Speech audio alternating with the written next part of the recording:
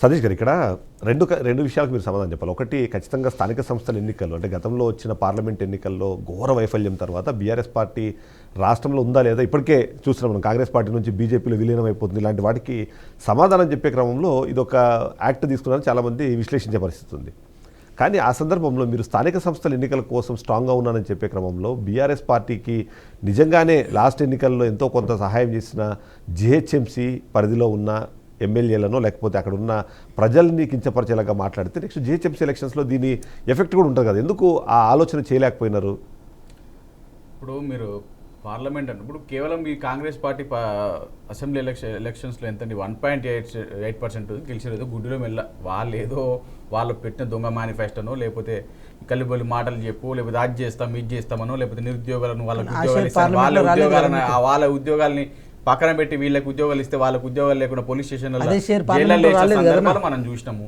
ఈరోజు వీళ్ళు ఏదో మాట్లాడారు, బీఆర్ఎస్ పార్టీ కనుమరుగైపోయింది, బీఆర్ఎస్ పార్టీ బీజేపీలో విలీనమైందని బీజేపీ వాళ్ళు కాంగ్రెస్ వాళ్ళు అన్నారు, బీఆర్ఎస్ పార్టీ కాంగ్రెస్లో విలీనమైందని బీజేపీ వాళ్ళు అన్నారు, రకరకాల మాటలు మాట్లాడారు. ఈరోజు హరీష్ రావు గారు బయటికి వెళ్తే ఇలా జనం బారులు కట్టి ఉసుర్ల పుట్టతీరు జైకొట్టు తెలంగాణ అంటూ ఉద్యమించి నిన్న రాత్రి బయటకు వచ్చిర్రు. ఈరోజు తెలంగాణ మనం మీరు చెప్పారు ప్రాంతం మీద అంటే మన తెలంగాణ ప్రాంతం కోసం కొట్లాడింది మన కేసీఆర్ గారు, ఈ బీఆర్ఎస్ పార్టీ. కేవలం అదే కేసీఆర్ ఆంధ్రోళ్ల కాళ్ళలో ముళ్ళు గుచ్చుకుంటే నేను పంటితో తీస్తానని చెప్పారు. కానీ వాళ్ళ కళ్ళల్లో కారం కొట్టే ప్రయత్నం జరుగుతుంది. ఎందుకంటే అరకపూడి గాంధీతో మీ గొడవ, కానీ అక్కడి నుంచి వచ్చిన సెటిలర్స్ మీద ఎందుకు అలాంటి వ్యాఖ్యలు ఎందుకు? 100% మీ ఆంధ్ర వాళ్ళని ఎలా చూసుకున్నారో మీరు వెళ్ళి ఆంధ్ర వాళ్ళని అడగండి చెప్తారు. ఈరోజు గత 10 సంవత్సరాల్లో ఏ ఆంధ్ర వాళ్ళు మేమందరం మరి ఉద్యోగాలు చేసిన సందర్భంలో కానీ బయట కానీ మా మిత్రులు ఎంతోమంది ఉన్నారు, ఆంధ్ర వాళ్ళు మేము అన్నదమ్ముల్లాగా కలిసి ఉన్నాం. ఎక్కడ కూడా ఏ ఇబ్బంది రాలేదు. కానీ ఈరోజు కొంతమంది ఇదే ప్రభుత్వం రేవంత్ రెడ్డి గారు చంద్రబాబు నాయుడు గారు ఏకమై ఈరోజు హైదరాబాద్ని రెచ్చగొట్టే దిశగా ప్రాంతీయ భేదాలు తెచ్చే దిశగా ఈరోజు అరకపూడి గాంధీ గారిని తీసుకొచ్చి కొంతమంది నాయకులు కొంతమంది గూండాలు తీసుకొచ్చి మరి కౌశిక్ రెడ్డి వారి మీద దాడి చేస్తూ ఉంటే ఖచ్చితంగా తెలంగాణ రక్తం ఉడుకుతూ ఉంది. తెలంగాణ ప్రజలందరూ చూస్తూ ఉన్నారు. ఉవ్వెత్తున ఎగచి వస్తారు, ఉద్యమిస్తారు. మీ బట్టలు చింపేదాకా బట్టలు ప్యాంట్ల తొండలు ఒరగొడతారని చెప్పేసి మేము ఖచ్చితంగా చెప్తా ఉన్నాం. ఇంకోటి, మనం ప్రజాస్వామ్యంలో అందరం ఐకమత్యంగా ఉండాల్సిన అవసరం ఉంది. కౌశిక్ రెడ్డి గారు ఆయన యువ నాయకుడు, ఆయన ఎదుగుదలను ఓర్వలేక మీరు అందరూ మాట్లాడుతున్నారు తప్ప 3 సార్లు గెలిచిన ఆయన, నేను 3 సార్లు గెలిచిన 4 సార్లు గెలిచిన, అరే ఎన్నిసార్లు గెలిచినావని కాదండి. నాయకత్వ లక్షణాలు ఏంది, నువ్వు ఏం చేస్తా ఉన్నావు, సమాజంలో ఎట్లా ఉన్నావు అని అడుగుతాం. కౌశిక్ రెడ్డి గారు అడుగుద్ది ఏమింది, నీ ఆస్తులు ఏమన్నాడా, నీ అంతస్తులు ఏమన్నాడా, నీ నియోజకవర్గంలో నేను నిలబడతా అన్నాడా?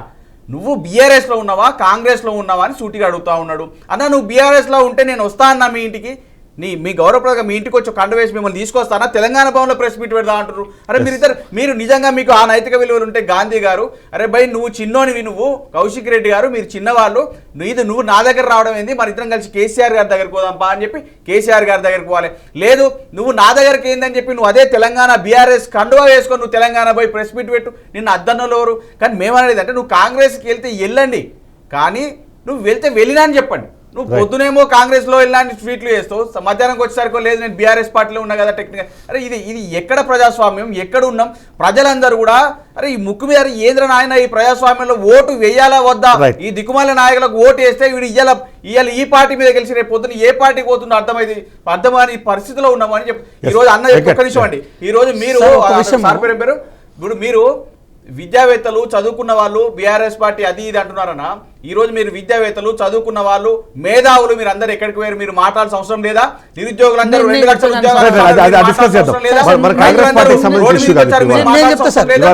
ఇదే అడుగుతున్న పాయింట్. ప్రజాస్వామ్యంలో మేము ఒకటే అడుగుతున్నాం, మీరు కోర్టులు చెప్పాలా, న్యాయ వ్యవస్థలు చెప్పాలా, ఎవరు చెప్పాలి? స్పీకర్ చెప్పాలా? మీకు నిజంగా నైతిక విలువ, మీరు 3 సార్లు ఎమ్మెల్యే మీకు నైతిక విలువలు లేవా? సార్ ఇప్పుడు విషయం ఏంటంటే వాళ్ళ పార్టీకి చెందిన నాగర్ కర్నూలు ఎంపీ అభ్యర్థి అయిన ఆర్ఎస్ ప్రవీణ్ కుమార్ గారు కూడా ఏమని ట్వీట్ చేశారంటే, మా తెలంగాణ ముద్దు బిడ్డ మీద జరిగిన అన్యాయము, తెలంగాణ ఆత్మగౌరవం మీద జరిగిన దాడి, ఇది వ్యక్తుల మధ్య ఉన్న చర్చని 2 ప్రాంతాల మీద ఎందుకు తీసుకొచ్చారు అంటే, మీకు కష్టం వచ్చినప్పుడే తెలంగాణ ఉద్యమం కానీ తెలంగాణ ఆత్మగౌరవం గుర్తొస్తుందా, మిగతా టైంలో గుర్తురాదా? సార్ నేను ఇంకో విషయం తెలుసుకున్నా, 65 సంవత్సరాలు ముసలోడివి, పార్టీ మారిన బ్రోకర్ కానివి రారా చూసుకుందామనంటే అంటే మర్యాదగా చెప్పినట్ట సార్? Yes. అంటే ఇది మర్యాదనా? ఇంకో విషయం చెప్తున్నా, ఆంధ్ర వ్యక్తి అని సెంటిమెంట్ చేస్తారు కదా, 2018లో మీరే టికెట్ ఇచ్చారు, 2023లో కూడా మీరే టికెట్ ఇచ్చారు. మరి అప్పుడు ఆంధ్ర వ్యక్తి అని మీకు గుర్తు రాలేదా? సో సార్ విషయం ఒకటి అంటున్నాం. లేదు అన్న ఒక మాట వినండి.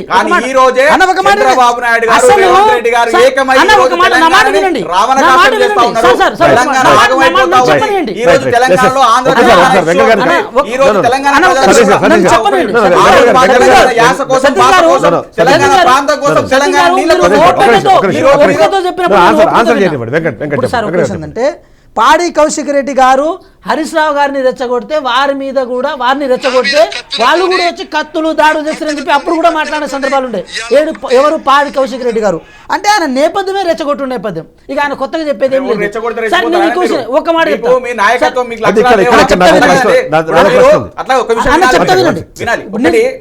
మీకు సోయిండి రాజకీయం చేస్తారా, సోయి లేదా, మీకు అవగాహన ఉంటుందా లేదా తెలియదు. మీరు అరే ధర్నా చేయరా అంటే కేటీఆర్ హరీష్ రావు ధర్నా చేద్దాం రా అంటారు. అక్కడ పార్లమెంట్ లో కొట్టరా నిధులు తీసుకురారా బడ్జెట్ ఎందుకు, మీ ప్రభుత్వం వచ్చేందుకు, మీ నాయకులు ఎందుకు, మీ కార్యకర్తలు ఎందుకు,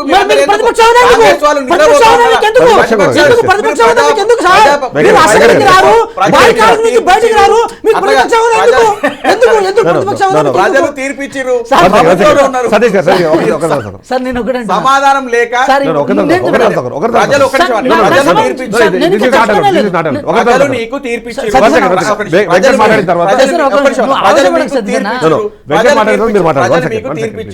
ప్రజలు తీర్పిచ్చినప్పుడు మీరు ప్రజల పక్షాన నుండి మీరు ప్రభుత్వంలో ఉన్నారు. వాళ్ళ కష్ట నష్టాలు ఏంది, రైతుల వెంకట్ గారు ఇక్కడ ఒక ప్రశ్న వస్తుంది. ఎందుకంటే బీఆర్ఎస్ ఒక మంచి మైండ్ గేమ్ ఆడుతుంది, అందులో మీరు ఇవాళ ఇరుక్కున్నారని నా అనుమానం. ఎందుకంటే మీరు ఈ సంఘటన జరిగిన వెంటనే బయటకు వచ్చి కాంగ్రెస్ నాయకులందరూ మాట్లాడింది ఏంటంటే హైదరాబాద్ బ్రాండ్ ఇమేజ్ దెబ్బతింటోంది, హైదరాబాద్ బ్రాండ్ ఇమేజ్ దెబ్బతినేసేందుకు ఇట్లాంటి కార్యక్రమం జరిగింది అంటున్నారు. కానీ పోలీసులు మీ చేతిలో ఉన్నారు, వాళ్ళని కట్టడి చేసే అవకాశం మీ చేతిలో ఉంది. అలాంటి అవకాశాన్ని మీరు జారవిడుచుకొని ఇవాళ ఇంత పెద్ద ఇష్యూ జరిగిన తర్వాత బ్రాండ్ ఇమేజ్ని దెబ్బతీసే ప్రయత్నం బీఆర్ఎస్ చేసిందంటూ ఒక జస్ట్ మాట మాట్లాడితే అది యాక్సెప్టెడ్? ఎలా యాక్సెప్టెడ్ అనుకుంటున్నారు మీరు? సార్ పైజామా లాల్చి వేసుకొని తెలంగాణ ఉద్యమంలో మానుకోట్ల రాళ్ళు విసిరిన నేపథ్యం ఆయనది. ఆయన ఆ వ్యక్తి చీడపురుగు అయినప్పుడు దాన్ని ఎట్లా కంట్రోల్ చేయగలుగుతాం సార్? ఆ చీడపురుగు చెప్పనివ్వండి. ఇప్పుడు ఇంట్లో కూర్చొని వ్యవస్థల్ని నడిపిస్తుంది సైబర్ క్రైమ్ ద్వారా. అలాంటి వ్యక్తి ఆయన, ఒక చీడపిరుగు లాంటి వ్యక్తి. ఎక్కడో చైనాలో పుట్టిన కరోనా కూడా మొత్తం ప్రపంచ వ్యాప్తాన్ని మొత్తం వణికిచ్చింది. అలాంటి వ్యక్తి ఆయన. ఆయనతో గెలుక్కునేటప్పుడు, ఆయనతో పెట్టుకునేటప్పుడు చాలా జాగ్రత్త పడాల్సిన అవసరం ఉండే. ఎవరిని కరెక్ట్గా టార్గెట్ చేస్తే, ఎవరిని సెన్సిటివ్గా టార్గెట్ చేస్తే మనం హైలైట్ అవుతామని చెప్పి ఆయన టార్గెట్ పెట్టుకొని చేసిన ప్రయత్నం. పాడి కౌశిక్ రెడ్డి సార్, పాడి కౌశిక్ రెడ్డి పర్సనల్గా సక్సెస్ అవ్వచ్చు కాక, కానీ జరిగిన పరిణామం అనేది మనం అర్థం చేసుకోవాలి. నేను ఒక మాట చెప్పదలుచుకున్నా. పెద్దలు మూర్తి గారు ఉన్నారు, విజయసారథి రెడ్డి గారు ఉన్నారు. సార్ మీకు అంత చరిత్ర తెలుసు, మీకు నేపథ్యం తెలుసు.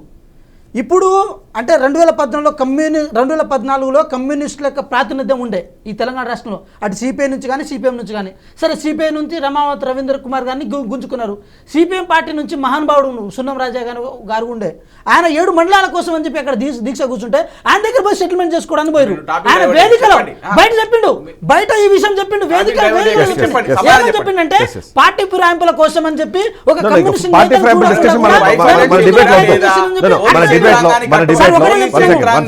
సతీష్ గారు మా మాట వినండి. సతీష్ గారు మేమేమంటున్నాం అంటే 10 సంవత్సరాల పాటు ఈ తెలంగాణ ప్రజాస్వామ్యాన్ని తుంగలో తొక్కిన చరిత్ర మీది. ఈ రోజు మీరేదో కల్లిబుల్లి మాటలు చెప్పినంత మాత్రం అది వాస్తవం కాదు.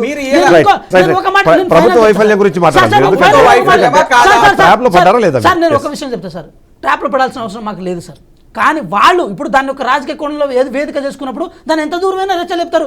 నేను ఒక మాట విజయసారథి రెడ్డి గారిని ఒక మాట అడగదలుచుకున్నాను సార్. 2018లో 19 స్థానాలతో మేమున్నాం, 2 స్థానాలు టీడీపీ సపోర్ట్తో మొత్తం 21 స్థానాలు మాకు ఉన్నప్పుడు మాకు పిఎస్సి రాలే, కానీ 8 స్థానాలు ఉన్న ఎంఐఎంకి పిఎస్సి వచ్చింది. అది ఎలా సాధ్యమైందో మీరే చెప్పాలి సార్. రైట్ విజయసారథి గారు, ఇక్కడ ఎందుకంటే 10 సంవత్సరాల పాటు బీఆర్ఎస్ అధికారంలో ఉన్నంత కాలము నిజంగానే అంటే మనం యాక్సెప్ట్ చేయాల్సిన విషయము ఆంధ్ర తెలంగాణ అన్న ఒక సెంటిమెంటు ఉద్యమం అయిపోగానే కంప్లీట్ అయిపోయింది. నిజంగానే అన్నదమ్ముల్లాగానే ఉన్నారు. ఏ ఒక్కరు దానివల్ల మేము ఇబ్బంది పడ్డాము అన్నది ఏ ఒక్క సందర్భంలో మాట్లాడిన పరిస్థితి లేదు. కానీ ఇవాళ అధికారం పోయిన వెంటనే బీఆర్ఎస్ వెంటనే ఈ సెంటిమెంట్ని రాజేసే ప్రయత్నం చేస్తోంది అన్నది ఒక వాదన అయితే వినిపిస్తోంది. ఎలా చూడాలంటారు దాన్ని? అంటే వాస్తవం యాక్చువల్గా 2 పార్టీలు కూడా దాన్ని పొలిటికల్ గెయిన్ కావాలని ప్రయత్నిస్తున్నాయి. ఏం చేసిండ్రు ఇప్పుడు మొన్న జరిగినటువంటి ఎన్నికల్లో ఆ, అసెంబ్లీ స్థానాల్లో బీఆర్ఎస్ పార్టీకి మెజారిటీగా 17 స్థానాల వరకు ఈ గ్రేటర్ పరిధిలో చుట్టే వచ్చినాయి.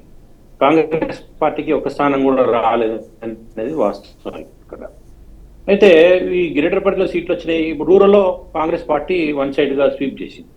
ఇది ఇప్పుడు బీఆర్ఎస్ పార్టీ ఏం భావిస్తా ఉంది, తెలంగాణ వాదంతో రూరల్ ప్రాంతంలో పట్టు సాధించాలనేది బీఆర్ఎస్ పార్టీ. అంటే కౌశిక్ రెడ్డి కామెంట్స్ బేస్ చేసుకుంటే అట్లా అనిపిస్తుంది. మరి మిగతా పార్టీ నేతలు కానీ కేసీఆర్ గారు ఏం స్పందిస్తారనేది దాన్ని బట్టి ఉంటుంది. కానీ జనరల్ కూడా ఏంటంటే తెలంగాణ వాదం అనేది వస్తే రూరల్ ఏరియాలో పట్టు సాధించవచ్చు అనేది కేసీఆర్ బీఆర్ఎస్ పార్టీ వైఖరి కావాలి. ఇక ఇప్పుడు ఉన్నటువంటి పరిస్థితుల్లో కాంగ్రెస్ పార్టీకి రూరల్ ఎట్లాగైతే ఎమ్మెల్యేలు ఉన్నారు కాబట్టి హైదరాబాద్ మీద పట్టు సాధించాలంటే రాబోయేటువంటి జిహెచ్ఎంసీ ఎన్నికలు కీలకం. కాబట్టి ఏం చేసింది, ఇప్పుడు వెంటనే కౌశిక్ రెడ్డి ఇచ్చినటువంటి కామెంట్ కు కౌంటర్ ఏం మాట్లాడారు రేవంత్ గారు, బతకడానికి వచ్చినటువంటి వాళ్ళ ఓట్లతోనే మీరు ఎమ్మెల్యేలు ఎక్కువ సీట్లు గెలుచుకోగలిగారు అనేటువంటి విషయం చేశారు. అంటే అటువంటి వాళ్ళను కౌంటర్ చేయడం ద్వారా ఏంటంటే ఆ సీమాంధ్ర ఓటర్ను ఆకట్టుకునే విధంగా కాంగ్రెస్ పార్టీ అంటే రేవంత్ గారి యొక్క కామెంట్స్ నేను కనిపిస్తాను. అంటే ఈ రెండు పార్టీలు కూడా ఏదో ఒక సెంటిమెంట్ను, అది తెలంగాణ సెంటిమెంటా లేకపోతే హైదరాబాద్ ఉన్నటువంటి సీమాంధ్ర ఓటర్ల సెంటిమెంటా రాబట్టుకోవడానికి అంటే రాజకీయం చేస్తున్నది స్పష్టంగా అనిపిస్తా ఉంది. ఇది ఇక్కడితో ఆపేసి అసలు అంశాలకు సంబంధించి ఫిరాయింపులు కావచ్చు, రాష్ట్రంలో ఉన్నటువంటి అనేక సమస్యల మీద చర్చలు జరిగితే బాగుంటుంది తప్ప వీటికి మీదకే పరిమితం కావడం సరైనది కాదు. ఇంకొకటి ఆ మిత్రుడు నన్ను లాస్ట్ ఒక క్వశ్చన్ అడిగిండు, 19 మంది ఎమ్మెల్యేలు ఉంటే దాంట్లో వాళ్ళకు పిఎస్సి ఎంఐఎంకి ఎట్లిచ్చింది అంటే అది నేను సోదరు అదే చెప్తా ఉన్నాను. ఇక్కడ చట్టంలో ఒక లొసుగుంది. గతంలో ఉన్నటువంటి కాంగ్రెస్ ప్రభుత్వం లేదా అప్పుడు ప్రభుత్వాలు చేసినట్టు ఒక తప్పు ఏంటంటే విలీనం చేసుకోవడానికి అవకాశం కల్పించినాయి. ఆ విలీనం చేసుకున్న తర్వాత 12 మంది ఎమ్మెల్యేలు మెర్జ్ అయిపోయిన తర్వాత కాంగ్రెస్ పార్టీ మైనార్టీలో పడిపోయింది కాబట్టి అప్పుడు దాంతో ఈక్వల్ ఉన్నటువంటి ఎంఐఎం కు ఆ ప్లేస్ వచ్చేసింది. దానివల్ల ఇవ్వాల్సి వచ్చింది, దానివల్ల ఇచ్చినట్టు చెప్పుకున్నారు వాళ్ళు, ఇవ్వాల్సి వచ్చింది. అక్కడ ఒక చట్టంలో ఒక లొసుగుంది, అది చట్టం సవరణ జరగాలి. రెండోది అన్నప్పుడు ఇక్కడ సెంటిమెంట్ కు పరిమితం, సెంటిమెంట్ రెచ్చగొట్టుకోవడానికి రెండు పార్టీలు ప్రయత్నం చేసుకునేది వాస్తవము. ముందు అది ఎక్కువగా ఛాన్స్ తీసుకోవాలని ప్రయత్నం చేస్తుంది బీఆర్ఎస్ పార్టీ. ఎందుకంటే దాన్ని సెంటిమెంట్ కనుక రెచ్చగొడితే ఎక్కువ స్థానాలు ఉన్నటువంటి రూరల్ తెలంగాణలో పట్టు బిగించడం ద్వారా రాబోయేటువంటి స్థానిక సంస్థల ఎన్నికల్లో తాము విజయం సాధిస్తే ఇదే లోక్సభ ఎన్నికల్లో వచ్చినటువంటి మైనస్ ను సెట్ చేసుకోవాలనేది, లేదా తామే భవిష్యత్తులో మళ్ళీ కాంగ్రెస్ పార్టీకి ఆల్టర్నేటివ్ వచ్చే ఎన్నికల్లో తామే ఉంటామనేటువంటిది చాటుకోవాలనేది బీఆర్ఎస్ పార్టీ ప్రయత్నం ఉంది. దానికి కాంగ్రెస్ పార్టీ అవకాశం ఇవ్వకుంటే మంచిది. కాకపోతే ఏంటంటే ఈ జరిగినటువంటి మిస్టేక్ లోంచి వాళ్ళు గ్రేటర్ పరిధిలో లబ్ధి పొందడానికి కౌంటర్ వేసి ఉంటారు. కానీ అవకాశం ఇవ్వకూడదు. ఎందుకంటే పీస్ఫుల్ గా ఉంది హైదరాబాద్ పీస్ఫుల్ గా ఉండడం వల్లనే గత కొంతకాలంగా ఇక్కడ ఇండస్ట్రియలిస్టులు కానీ పెట్టుబడిదారులు కానీ వివిధ ప్రాంతాల నుంచి వచ్చిన పబ్లిక్ కానీ పీస్ఫుల్ గా ఉన్నారు, పెట్టుబడులు వస్తున్నాయి. దానివల్ల హైదరాబాద్ గ్రోత్ అనేటువంటిది చాలా ఎక్కువగా ఉంది. ఇవాళ బెంగళూరును దాటేసేటువంటి పరిస్థితి ఉంది. అది డిస్టర్బ్ కాకూడదు అనేది ఇక్కడ ఉన్నటువంటి ప్రజలు కోరుకునేది. అలాగే ఈ హైదరాబాద్ లో ఉన్నటువంటి సెటిలర్లు కూడా మొన్న ఎన్నికల్లో బీఆర్ఎస్ పార్టీని ఆదరించారు. ఆ అంశాన్ని తెర మీద తీసుకురాకుండా ఉండాల్సిన అవసరం ఉంటుంది. ఎందుకంటే వాళ్ళు కూడా హైదరాబాద్ లో టీఆర్ఎస్ పార్టీ చేసిన అభివృద్ధి కావచ్చు, లేదా వాళ్ళు ఈ 10 ఏళ్లలో మమ్మల్ని ఏమనలేదనే కోణంలో కావచ్చు, లేదా ఇంకా శాంతియుతంగా ఉందన్నదో ఏదో ఒక కారణం మిమ్మల్ని కూడా ఆదరించారు. కాబట్టి దాన్ని రెచ్చగొట్టకుండా, వాళ్ళ మీద ఇబ్బంది పెట్టకుండా, మళ్ళీ పాత గాయాలను తోడే విధంగా మీ వ్యాఖ్యలు ఉండకూడదు అనేది అభిప్రాయం.